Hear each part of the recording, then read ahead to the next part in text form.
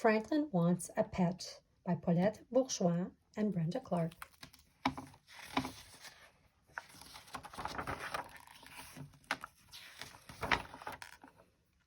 Franklin could count by twos and tie his shoes. He could sleep alone in his small, dark shell. He even had a best friend named Bear.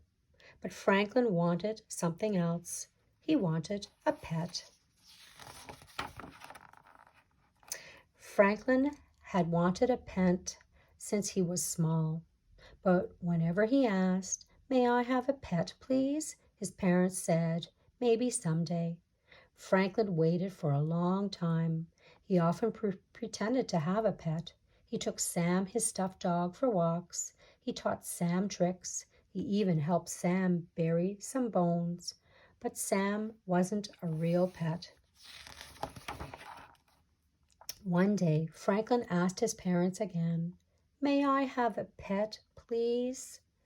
Franklin's parents looked at each other. "Well, we'll think about it," they answered. At first, Franklin was happy because they did not say no. Then Franklin became worried. His parents could think about it for days and days. That day, Franklin visited Bear and told him all about the pet he wanted. "If I had a pet, it would be a bird," said Bear. "Why?" asked Franklin. "Because birds sing beautiful songs," said Bear.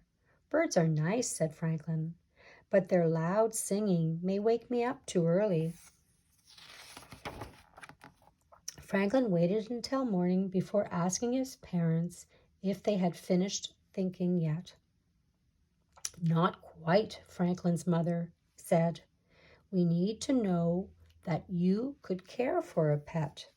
Franklin nodded his head up and down. "Could you feed your pet?" asked Franklin's father. Franklin nodded again. He almost said "please" 100 times in a row, but he stopped himself. Franklin visited Beaver and told her about the pet he wanted. "If I had a pet, it would be a cat," said Beaver. "Why?" asked Franklin.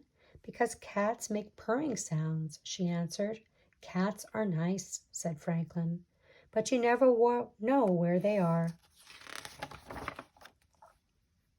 Later that day, Franklin asked his parents, "Are you finished thinking?" "Not yet," they answered. "Please hurry," said Franklin. His father sighed. "Franklin, this is a big decision. A pet costs money to buy and to keep."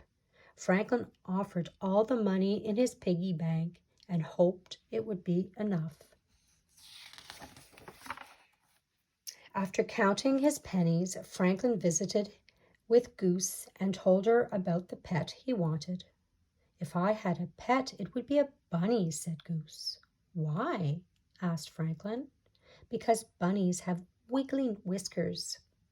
"Bunnies are nice," said Franklin, "but I think whiskers might make me sneeze."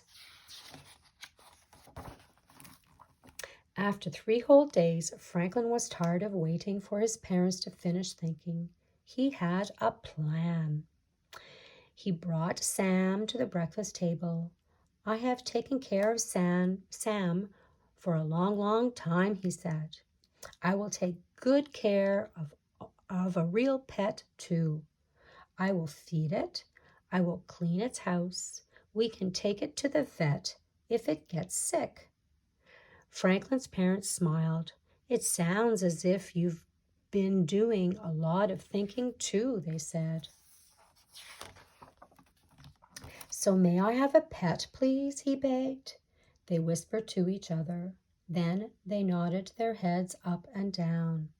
"Oh, thank you," said Franklin. He wanted to go to the pet store right away. "We'll help you choose a puppy tomorrow," said his father.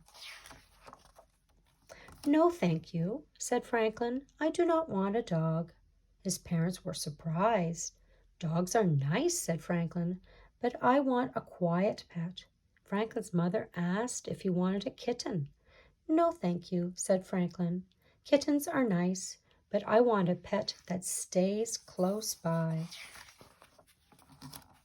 Is it a hamster that you want? Said Franklin's father. Franklin shook his head. No, thank you. A rabbit? Asked Franklin's mother. No, thank you, said Franklin. What kind of pet do you want? Asked his parents. Franklin smiled and said, I'll show you tomorrow. At the pet store, Franklin pointed to a fish. I want a goldfish, he said. A goldfish, they said. Why? A fish cannot do tricks or play with you. So Franklin explained. He liked to watch fish swim slowly around and around. He liked their beautiful colors, and he liked the way they made him feel inside, quiet and calm. Besides, he said, I love goldfish. That's the best reason of all, said Franklin's parents.